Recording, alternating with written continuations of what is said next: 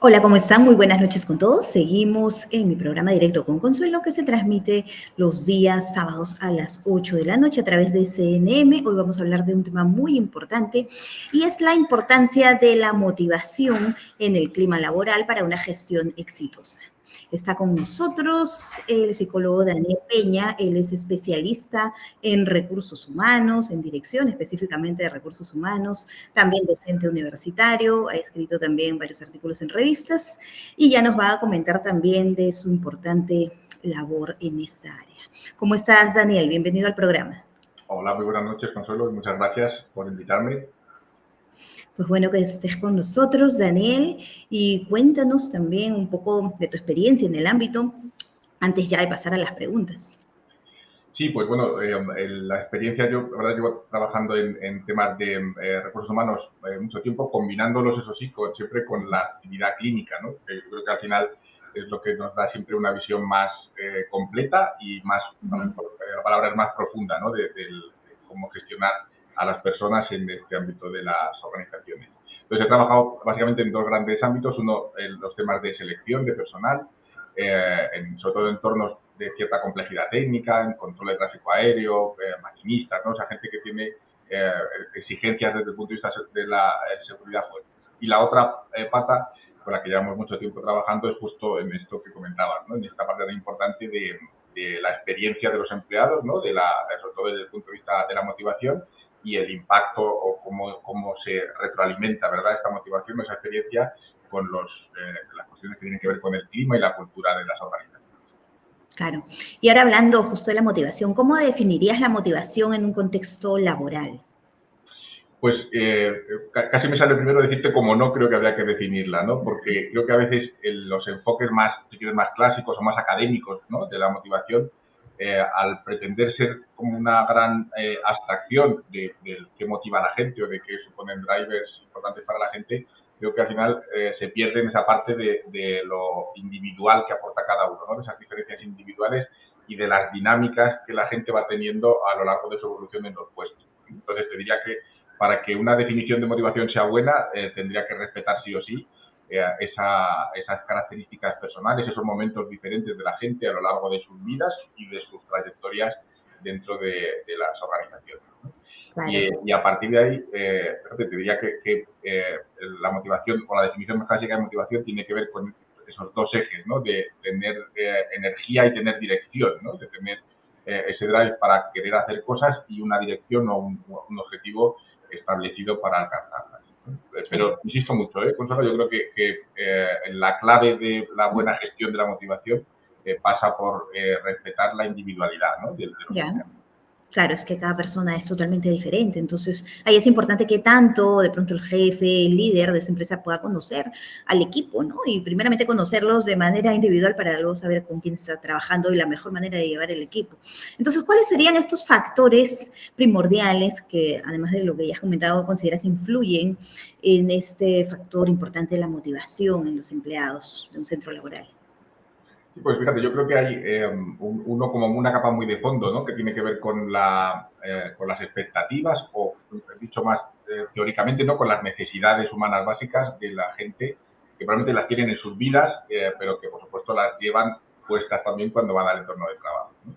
Y en general los modelos más sólidos que tenemos para analizar esas necesidades nos hablan de básicamente tres, ¿no? Una que tiene que ver con tener relaciones de calidad con la gente en el entorno del trabajo, o sea, con las personas con las que nos relacionamos, sobre todo en términos de autenticidad, ¿no? Y que sean relaciones con dosis altas de empatía y de colaboración o apoyo mutuo cuando hace falta, ¿no? Entonces, el primer eje es esa dimensión de las relaciones humanas. El segundo tiene que ver con la posibilidad de desarrollar nuestras habilidades, competencias, talentos, ¿no?, en el entorno de trabajo, y eso implica que haya oportunidades y que nosotros también tengamos ganas de aprovecharlas, ¿verdad? Y la tercera, que seguramente es la más importante, es lo que llamamos autonomía, ¿no?, la motivación por tomar nuestras propias decisiones, porque podamos innovar, ¿no?, o tomar la iniciativa en determinados puntos sin tener constantemente una supervisión demasiado férrea encima, ¿vale? Entonces, en el fondo, como esas tres grandes dimensiones determinan en qué medida alguien está satisfecho y, por lo tanto, se va a dedicar a aportar de una manera genuina en su trabajo, o al revés, ¿no? Si hay ciertas carencias en esas tres diferentes áreas, nos vamos a encontrar con gente que en lugar de estar motivado o motivada para aportar en el trabajo, pues están buscando más reconocimiento, están buscando más esa sensación de ser aceptado por la gente que tiene alrededor. ¿Vale? Entonces, Claro. desde ese punto individual, te diría que esa es la clave. Y fíjate, por poner solo la otra coletilla, ¿no? A esta cuestión, creo que es el otro punto que has señalado tú en la introducción, que es el clima, ¿no? Esa pequeña, ¿no? Ese pequeño halo, ¿no? Que se genera en los grupos, sobre todo en los microgrupos, ¿no? Dentro de las empresas, y que tiene una relación muy recíproca con estas cuestiones individuales. Claro, que sí, y definitivamente es importante lo que has mencionado, este reconocimiento que deben tener todos los empleados, todos los trabajadores, porque eso ayuda muchísimo a que sientan también que de pronto esas ganas de seguir aportando y cada vez más, porque lo están haciendo bien, porque se reconoce, se valora su trabajo y es fundamental ello en este proceso. Ahora, ¿qué relación tiene este clima laboral con la motivación? Además de lo que has podido comentar en los empleados, hay quienes de pronto ingresan a un centro laboral con mucha expectativa, con muchas ganas, de pronto ingresan motivados, pero en el camino se van desmotivando porque de pronto no era lo que pensaban, o se les empieza a delegar otras funciones que no estaban pues dentro de lo que inicialmente se había planificado, etcétera, etcétera. ¿Qué podrías decir de ello? Sí, fíjate, yo creo que hay un gran destructor de la motivación, ¿no? Un problema que tiene mucho que ver con la cultura y con el clima, ¿no? Con las dos. Tiene que ver con esas reglas más generales de cómo hay que hacer las cosas, que sería más esa definición de cultura, y luego también con el aspecto más emocional o de experiencia que estaría más cerca del clima, ¿no? Y es lo que llamamos la justicia organizativa, ¿no? Es ese nivel en el que los empleados sienten que hay una relación justa, ¿no? Entre lo que ellos aportan a la organización, pues, en términos de esfuerzo, de innovación, de ideas, etcétera, y lo que la organización les devuelve, ¿no? Fíjate que, vuelva un poco a lo de antes, eso que esperan recibir va a estar muy condicionado por esas necesidades, ¿no? Que traía cada empleado a casa. Pero sí es verdad que sabemos, y hay mucha investigación, yo creo que cualquiera que haya trabajado en un entorno organizativo relativamente grande lo ha comprobado siempre, que la percepción de esa falta de justicia es un gran, como digo, ¿no? Un gran destructor de motivación, ¿vale? Claro. Y eso que has dicho sobre la justicia, ¿no? Porque es importante también dentro de lo que es el reconocimiento. Hay quienes dicen, pues no me parece justo que a tal persona le den tales beneficios, tales consideraciones, a otros que tal vez aportan más, no. Entonces siempre hay esos temas que muchas veces generan también conflictos entre los colaboradores, los trabajadores, y es importante también esto de poner las reglas del juego claras y que sean pues todos tratados de la misma manera, ¿no? Ahora también dentro de la motivación está el reconocimiento que habíamos hablado y el ver de qué manera generar estos compromisos, porque es importante este factor, diría, de que a través de la motivación surja esta sana intención, este compromiso de querer también aportar cada vez más en una entidad, en un ambiente laboral. Sí, yo creo que has dado con las dos claves, ¿no? Para mantener esa llama encendida el mayor tiempo posible.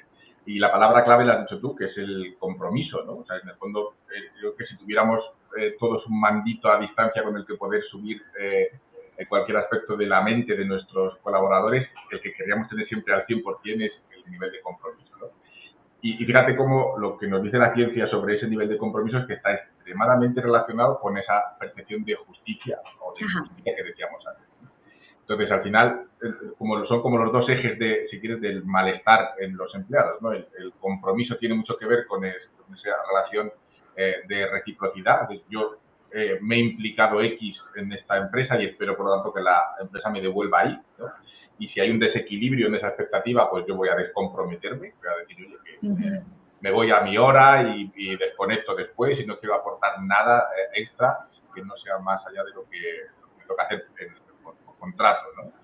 Y el otro eje del malestar, por decirlo así, o de la pérdida del deterioro de la experiencia de los empleados, tiene que ver con el estrés más clásico, ¿no? Que es ese desequilibrio entre lo exigente que es la tarea que nos piden y los recursos que percibimos que tenemos para hacer, ¿no? Entonces, cuando se produce un desequilibrio en alguna de esas dos dimensiones o en las dos, que sería el caso más extremo, va a haber una pérdida, una retirada de motivación inmediata por por el empleado, y eso puede traducirse a veces, ¿no? Se traduce más en una actitud de acomodamiento, le llamamos nosotros muchas veces. No es que la persona está allí, ¿no?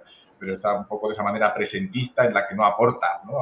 Está sentada en la silla, pero con muy pocas ganas de aportar a la empresa. Y en el otro caso, con esa actitud mucho más de retirada, ¿no? O sea, personas que a lo mejor que están en la base, esa actitud en la base de la rotación alta en empresas que no gestionan bien los componentes. Claro. Ahora, dentro de la experiencia que has tenido, Daniel, ¿qué podrías dar como recomendaciones para poder generar mayor motivación en los empleados? Y sobre todo pensando en estos ambientes laborales en donde ya hay muchos conflictos, en donde de pronto hay este sentido de injusticia y de falta de compromiso. ¿Cómo serían las primeras formas de poder ayudar a que este clima laboral de pronto se pueda recomponer, ¿no?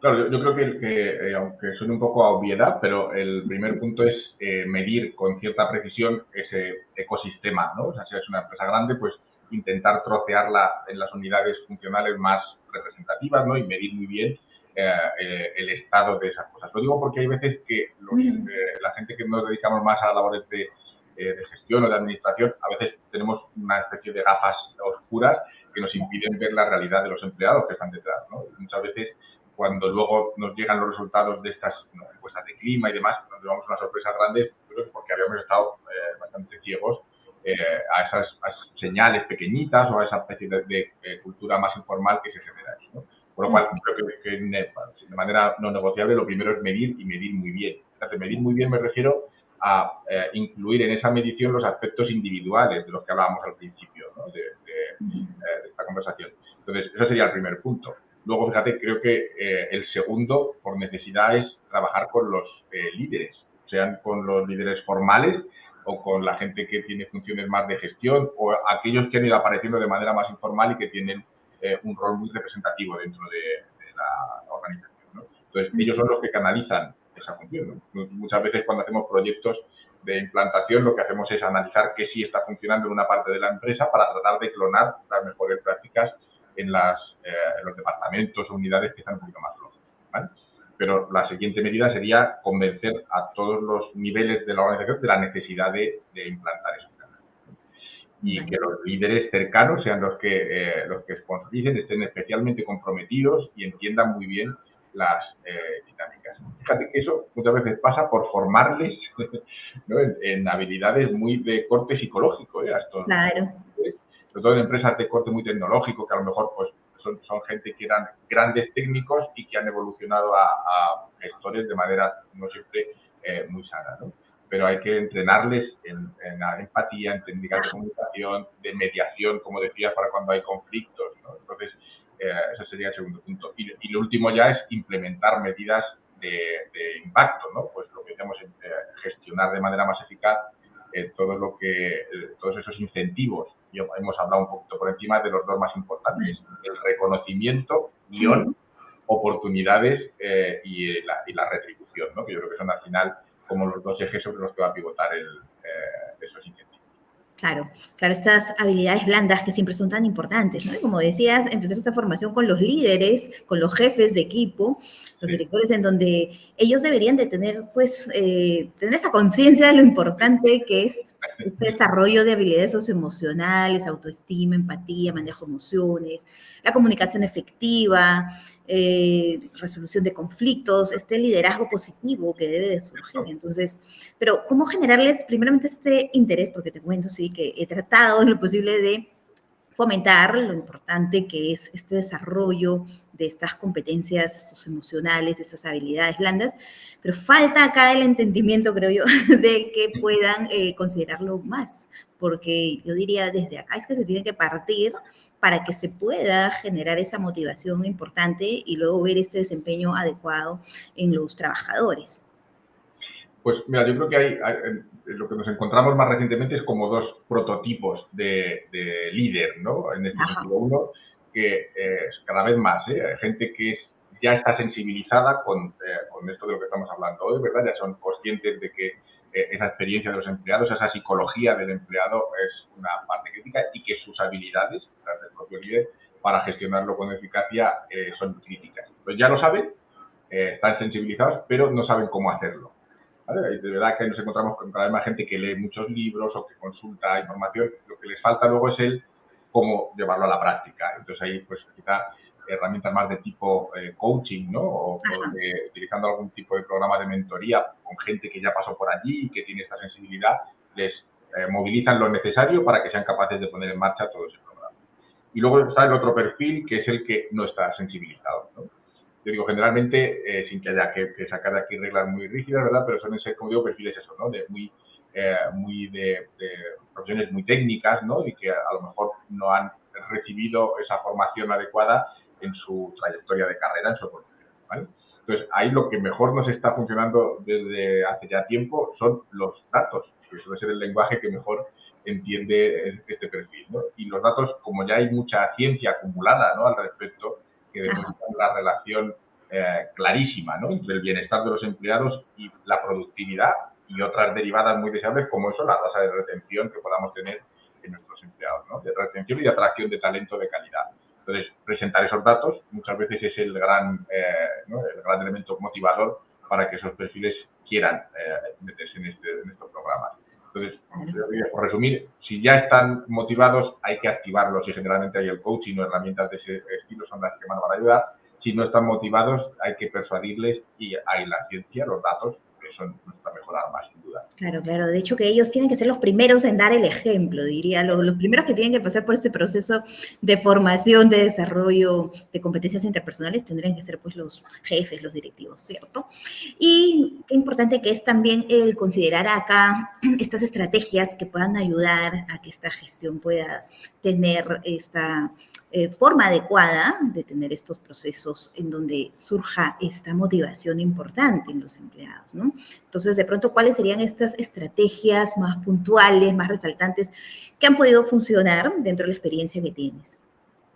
Pues en lo micro, te diría que generalmente esos programas, o bien de formación, no de darles una sesión de 4 horas una mañana y luego invitarles a comer algo, ¿no? Sino una formación que tenga un seguimiento activo.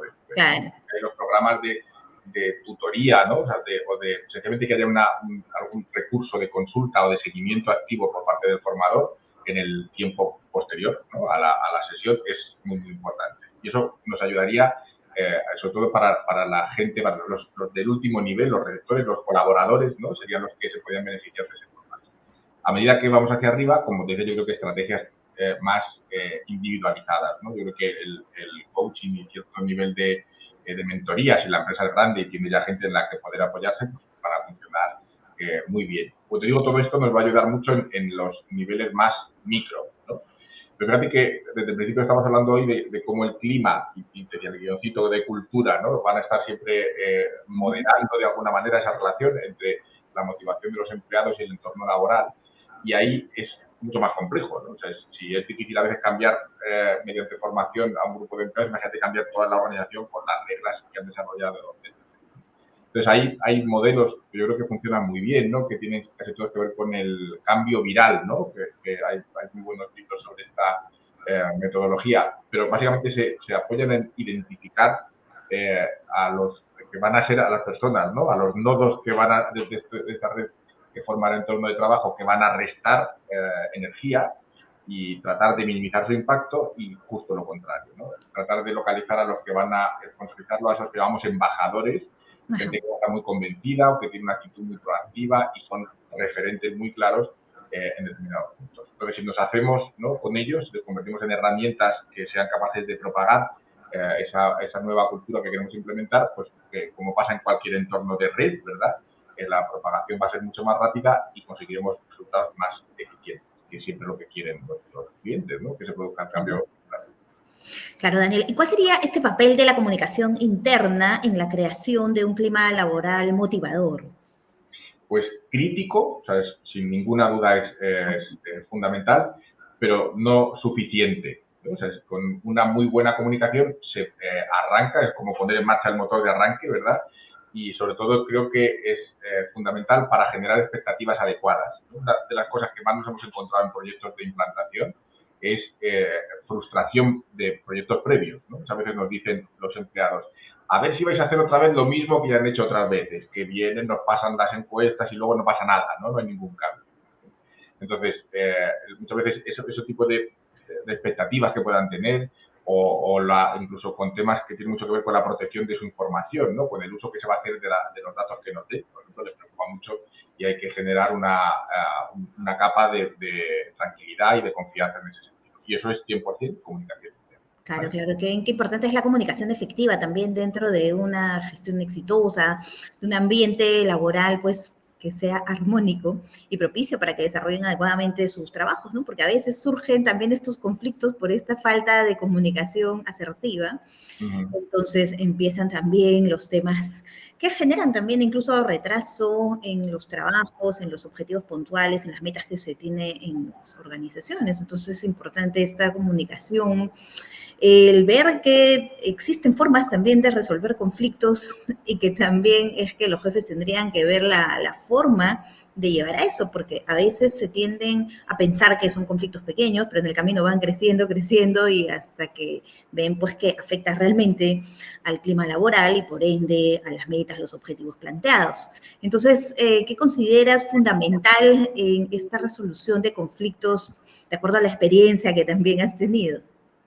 Pues, pero yo ahí lo tendría clarísimo, ¿no? Porque creo que hay una cosa de la que hemos hablado antes ya, que es el estar atentos a esa dimensión, ¿no? O sea, que sea relevante, no solo ser empáticos, sino que considere uno importante el prestar atención, el estar a la caza de pequeñas señales que nos puedan ir informando de que hay conflictos creciendo, como bien has indicado, ¿no? O sea, no tanto ya instaurados como creciendo. Fíjate, luego, la otra cosa que voy a decirte que es más sutil, pero que creo que es igual de importante, que es la actitud ante el problema, ¿no? Ante el conflicto que tenga el propio líder, o sea, de tener esa función de mediador. Porque hay muchas veces que, supongo que por cuestiones más personales o de evolución personal, la idea de fondo es vamos a dejarlo a ver si se desactiva solo, ¿no? O sea, hay como una especie de ya vendrá alguien y lo resolverá, o son adultos, ¿no? Pues la gente cuando perdimos ese conflicto y probablemente lo resuelvan ellos, ¿no? Entonces, esa especie de evitación o de delegarle el problema a nuestro yo del futuro por si pasara algo mágico y se arreglara, creo que es de las cuestiones más tóxicas que tenemos en este punto, ¿no? Entonces, lo contrario es la clave, ¿no? O sea, que si asoma un conflicto, ya hablemos, ¿no? O sea, reunamos a la gente, hagámoslo explícito, tratemos de analizarlo y poner las medidas que hagan falta, pero lo antes posible, ¿no? No esperar a que no tener esa especie de creencia de que podría resolverse de manera mágica o automática o delegando en exceso en la capacidad de la gente. Claro, ahí también es importante el uso de la creatividad, ¿no? La lluvia de ideas para solucionar, ver siempre estas posibilidades de solución, estas diferentes alternativas para solucionar un problema que siempre hay, ¿no? Y a veces es necesario cierta persona neutral que pueda ayudar en esos procesos que siempre es importante. Ahora, hablamos hace rato de las recompensas, que es fundamental también para este clima laboral que se quiere tener en una entidad. ¿Cuáles serían las mejores recompensas, las recompensas que recomendarías, ya sean tangibles o no, de pronto, como para generar estos efectos importantes de la motivación en los colaboradores? Pues déjame solo que haga una pequeña nota al pie, ¿no? Claro, claro que sí. En el vídeo, porque siendo críticas, esas recompensas faltaría más, ¿verdad? Creo que la meta que debemos tener en mente no es cronificarlas, ¿no? O sea, en el fondo, el modelo más aspiracional que debemos tener en mente, ¿no? De cara a la motivación es uno en el que no hagan falta, ¿no? O que la motivación, esa energía para hacer ciertas cosas, se haya colocado en el centro de la persona y no esté viniendo de fuera, ¿no? Es a lo que llamamos esa motivación intrínseca y debería ser, ¿no? Insisto, el objetivo final. Entonces, lo digo esto porque muchas veces sabemos que las recompensas administradas sin criterio tienen un efecto desmotivador, ¿no? O sea, cuando alguien está realizando una tarea que le gusta o que le parece importante en sí misma y de repente llegamos nosotros y le damos un premio cada vez que la hace, esto pasa con los niños y con los mayores y con todos, ¿no? Pues se produce esa especie de efecto desincentivador. De repente, lo que nos encantaba hacer o lo que hacíamos porque estábamos convencidos de que era importante, queda solo condicionado al hecho de que ocurra esa recompensa. Y eso es un problema, ¿no? O sea, podemos tener a gente que se nos desinfle, ¿no? En el proceso. Por lo tanto, esa era la nota al pie, que es importante, ¿no? Para que no creamos que las recompensas son una medida a largo plazo, ¿no? La recompensa puede poner en marcha el comportamiento, pero para que se mantengan el mejor otro tipo de estrategias, ¿vale? Ahora, las estrategias de recompensa que mejor van a funcionar, yo las colocaría en 3 grandes bloques, muy sencillitos, ¿verdad? Uno, como decíamos, tiene que ver con el reconocimiento y esa dimensión social de lo que ocurre en el trabajo, ¿no? El reconocimiento es un concepto muy amplio, ¿no? Y probablemente lo mejor que podemos hacer con él es ajustarlo a esas a esos pequeños nidos de cultura que hemos visto que podrían surgir en la empresa. Pero sin duda ese reconocimiento tiene que estar, ¿no? Insisto también en que la forma en la que lo administremos va a depender mucho de la etapa en la que se encuentre el empleado, ¿no? Hay veces que un empleado ya muy senior o que se van percibiendo con cierta seniority en el proceso de desarrollo, pueden ver mal el reconocimiento de alguien a quien no le están otorgando un nivel suficiente, ¿vale? O sea que siendo de manera genérica es muy bueno, pero insisto, también hay que personalizarlo, ¿vale? Claro, El claro. segundo elemento es la recompensa, es la retribución, ¿vale? Y hay toda una literatura muy especializada en ese tema de cómo organizarla bien, ¿no? De cómo vincularla a objetivos, de cómo gestionarla de manera que haga que la gente tenga la mayor cantidad de skin in the game, ¿no? O sea, que para ellos sea importante el resultado de lo que hacen, ¿vale? Si nos limitamos a dar bonus sin ningún criterio, sin una medida eficaz de rendimiento, pues lo que nos encontramos es con gente que espera una subida de sueldo a la que han llamado bonus, pero que no se hayan motivado más, ¿vale? Y la tercera pata de esto tiene mucho que ver con las estrategias de responsabilidad social corporativa, ¿no? Con la imagen que el empleado siente que proyecta al mundo a través de su empresa. Fíjate que esto es una cosa que a veces es tremendamente barata, ¿no? O sea, que no siempre son cosas muy costosas de implementar, pero esa sensación de orgullo, de pertenencia que percibe el empleado cuando ve que su empresa hace cosas importantes para la sociedad, tiene un poder de incentivo y de recompensa muy, muy fuerte, ¿no? O sea, sobre todo cuando ellos pueden participar en el proceso de toma de decisiones, ¿no? Cuando pueden elegir a qué, por ejemplo, se van a dedicar parte de esos fondos que la empresa ponga en su RS. Claro, y qué importante que es esa alineación, ¿no? Entre los objetivos personales que pueda tener la persona y también los objetivos, la misión de la empresa, de la entidad, de la institución, en donde yo diría, ahí es que va a surgir esta motivación intrínseca porque la persona va a estar contenta haciendo pues lo que le gusta realmente, lo que es su vocación y alineado a estos objetivos que se están considerando en el entorno laboral. Entonces ahí es donde diría se hace ese match importante. Correcto. Y va a surgir esta motivación que va a ser funcional tanto para la persona misma como para la empresa y para todos.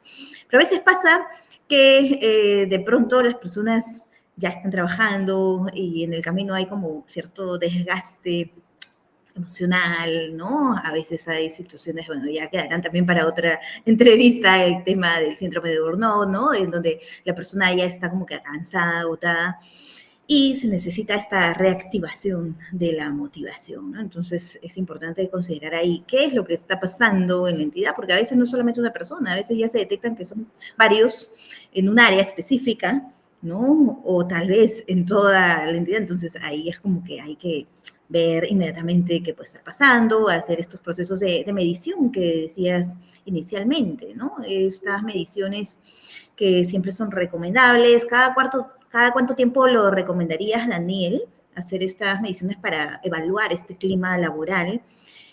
¿Cuánto tiempo consideras que implica? ¿Cuál sería la mejor forma, la forma estratégica de realizarla? Porque hay quienes de pronto tienen ciertas defensas a estas mediciones, no saben bien qué va a pasar, el temor de que tal vez están evaluando para de alguna manera desvincular a alguien, entonces genera de alguna forma estos temores que es importante aclararlos.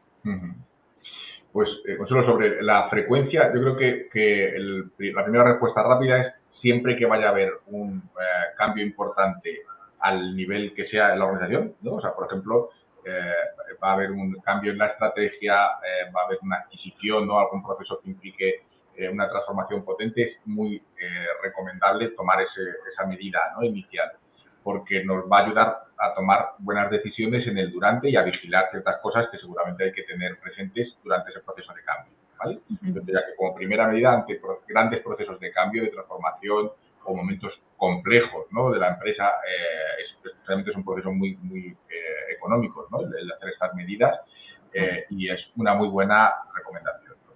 Luego, de manera más recurrente, has estado con la clave, ¿no? En el fondo, el único problema que tienen es la reactividad que a veces generan de los empleados, ¿no? O sea, es que hacerlo con una frecuencia más grande de la cuenta acaba convirtiendo en algo rutinario. Si el empleado no le ve una utilidad, no ha visto que hay unas acciones derivadas de eso que le convenzan y que supongan un cambio importante, pues se nos va a desistir y va a dar respuesta que no nos sirva, ¿no? Para eso, lo que a veces funciona muy bien es elegir alguna versión muy cortita, ¿no? O sea, alguna especie de termómetro muy rápido que permitan coger indicadores, 3 o 4 indicadores muy representativos de esa experiencia de los empleados y medirlos con una frecuencia quizá un poquito más alta, ¿no? Pues a lo mejor cada 6 meses, yo creo que menos de esa frecuencia es imprudente porque no va a haber cambios significativos en un periodo inferior, ¿no? Con lo cual, a lo mejor alguna medida pequeñita, ¿no? Cada 6 meses, un año como mucho, puede ayudar bien a tener como esa especie de pulso, ¿no? de la evolución de la empresa. Ya. ¿Y cuáles consideras que son estos desafíos que muchas veces tienen que lidiar los líderes para considerar acá lo importante de la motivación en su gestión, este clima laboral armónico que debe de primar siempre? Yo creo que el gran desafío es entender la relación, ya no filosófica, ¿no? Pero la relación cuantitativa que existe entre esa experiencia del empleado con la motivación en un lugar privilegiado, ¿verdad? Y todos los indicadores más duros, ¿no? Los KPIs más duros de la organización, la productividad, el rendimiento. Al final, hay ya tantos datos acumulados por consultoras de mucho prestigio y por investigadores de prestigio del entorno académico, ¿no? O sea, es unánime, ¿no? El cuerpo de conocimiento que tenemos al respecto y creo que el problema ya si alguien, ¿no? Si un líder, una persona que dirige una empresa no es sensible a esto, el problema es que está no siempre sensible a un hecho consumado y casi muy difícil de cuestionar, ¿no? Entonces yo creo que es un problema de acceso a esa información. Creo que lo que falta es evangelizar, ¿no? O sea, que haya foros en los que se pueda hablar con datos, ¿no? No con teorías o con cosas más abstractas, sino con datos rigurosos de esta relación, ¿no? De, oye, ya no es solo que sea bueno desde el punto de vista humano, sino que si tienes a tu cargo una organización, lo mejor que puedes hacer por ella es vigilar estos aspectos con cuidado y gestionarlos bien. Claro. Daniel, ¿qué impacto tiene la motivación en la retención del talento humano en una gestión que, bueno, se espera sea exitosa realmente? Pues sin duda yo diría que tiene un impacto muy grande en la retención, pero en otra parte muy importante y relacionada que es la adquisición, ¿no? O sea, la atracción de ese talento. Y en las dos tiene un papel fundamental. De hecho, esa salvedad porque debemos siempre contemplar la motivación como una dimensión dinámica. Es muy poco probable que alguien esté muy motivado durante muchísimo tiempo, ¿no? O sea, esa motivación va cambiando con el tiempo, se van produciendo intereses nuevos, ¿no? Necesidades nuevas en la persona que va a hacer que fluctúe. Y como mucho ahí podemos estar todos los atentos que podamos para intentar adaptar dentro de lo posible el entorno a esa motivación, ¿vale? Pero fíjate, yo creo que también hay que ser conscientes de que una parte muy importante de la gestión de esa motivación es de la persona. Estamos hablando de adultos, ¿no? Y deberían ser capaces también con habilidades de regulación emocional y de regulación personal o bien de poner un cortafuegos entre esa experiencia, ¿no? Entre esa motivación y lo que luego hacen en la empresa, ese nivel de compromiso, ¿verdad? O de regular de manera más genuina sus niveles de motivación, ¿vale? Entonces, la respuesta rápida, ¿verdad? Es claro que es fundamental para la retención de talento, pero no solo, ¿verdad? O sea, con una atención exquisita a la motivación de los empleados es probable que no consiguiéramos ese 100% de retención que nos gustaría, ¿vale? La gente se nos va, y más ahora, ¿no? En estos últimos años, y más en la gente joven, ¿verdad? Se cambian por razones que exceden nuestra gestión, ¿vale? O sea, porque tienen aspiraciones nuevas o porque tienen una gran vocación, ¿no? Por conocer experiencias distintas y eso les mueve a cambiarse de entorno organizacional.